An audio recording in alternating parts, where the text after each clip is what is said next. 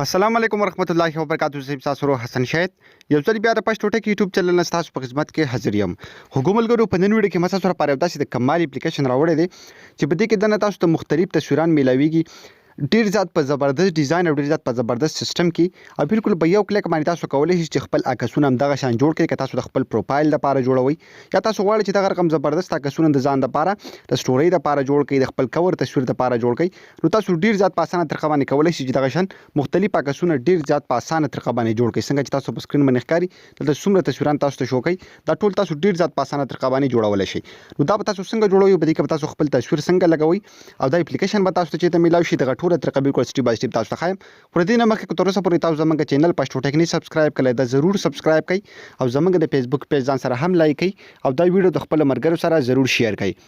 د دې اپلیکیشن لینک په یوټیوب کې تاسو ته په ډسکرپشن کې میلاوي شي او کوم ملګري چې فیسبوک کې زموږ ویډیو ګوري د ویډیو د پاسه یا لاندې وګورئ، تاسو لمونږ یو لینک درکړی اپلیکیشن لینک، هم په دغه لینک باندې کلیک واخلئ، دا اپلیکیشن به تاسو په موبایل کې ډاونلوډ شي. کله چې هم تاسو ډاونلوډ کو په دې کې تاسو مطلب کم یو ایډیټینګ والا تصویر هم خوښ شو، تاسو ته ښکاري چې دا ډیر زیات په مشکله باندې که تاسو په بل یو سافټویر باندې ایډیټ کوئ نو تاسو به د دې لپاره ډیر زیات مطلب مهنت کوئ، نو بیا به تاسو د تصویران جوړوي. خو په دې اپلیکیشن کې بالکل په یو کلیک سره تاسو کولای شئ چې دغه شان څنګه تصویر هم تاسو غواړئ نو ډیر زیات په اسانه طریقه باندې جوړولای شئ. مطلب که زه غواړم چې دلته یو تصویر جوړ کړم، زه به څه وکړم، سمپل په هغې باندې به کلیک واخلم، بیا به دلته لاندې زه څه کوم، دلته به زه خپل یو تصویر سلیکټ کوم. تاسو ته ښکاري سمپل په دې باندې به کلیک واخلئ. کله چې هم تاسو ورته کلیک کړئ تاسو ګیلري به تاسو سره اوپن شي، تاسو به د خپل ګیلري نه دلته یو تصویر راواخلئ. کوم یو تصویر چې هم تاسو سلیکټ کړ نو اتوماتیکلی په دې باندې به لږ غونډه کې سرچینګ وشي او د هغې نه پس به تاسو ته ښکاري سرچینګ چې کوم دی زموږ سره دلته روان شي. لږ غونډه کې انتظار به تاسو دې ته بیا وکړئ چې کله دا هم زموږ سره پوره شي نو تاسو تصویر به هغه شان شوی وي چې څنګه تصویر تاسو هلته سلیکټ کړی وي چې زموږ تصویر د دې جوړ شي، نو بالکل هم هغه شان تصویر به تاسو د تصویر نه جوړ شوی وي. نو تاسو ته ښکاري څومره په زبردست طریقه سره زما د تصویر نه په یو کلیک باندې هماغه شان تصویر جوړ شو. که تاسو په دې کې نور دغه شان مختلف تصویران جوړول غواړئ، په دې کې تاسو له ډیر زیات تصویران شو کړي دي، تاسو هر یو تصویر چې کوم دی دغه شان ډیر زیات په اسانه طریقه باندې جوړولی شئ.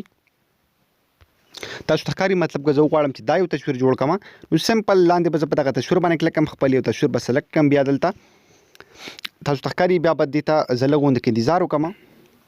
او کله چې هم دا زموږ سره ورسي نو تاسو ته زه ښایم چې بالکل هماغه شان تصویر به زما د تصویر نه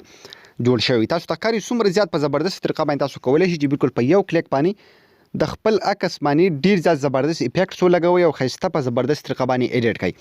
که تاسو اوس غواړئ چې دغه تصویر زه په خپل ګیلري کې سیو کړم نو تاسو لاندې آپشن درکړی، تاسو ته ښکاري ډاونلوډ، سمپل هم په دې ډاونلوډ آپشن باندې به کلیک کړئ نو دغه تصویر به تاسو په ګیلري کې اتوماتیکلی سیو شي. نو ملګرو په دغه طریقه باندې تاسو کولی شئ چې ډیر زیات حیران کوونکي او ډیر زیات زبردست عکسونه د ځان لپاره ایډیټ کړئ بالکل په یو کلیک سره. نو تاسو دا ویډیو خوښ شوي، دا ویډیو د خپل ملګرو سره شیر کړئ او زموږ چینل ځان سره سبسکرایب کړئ، پیج هم لایک کړئ. موږ په خپلو دعاګانو کې یاد ساتئ. د الله په امان.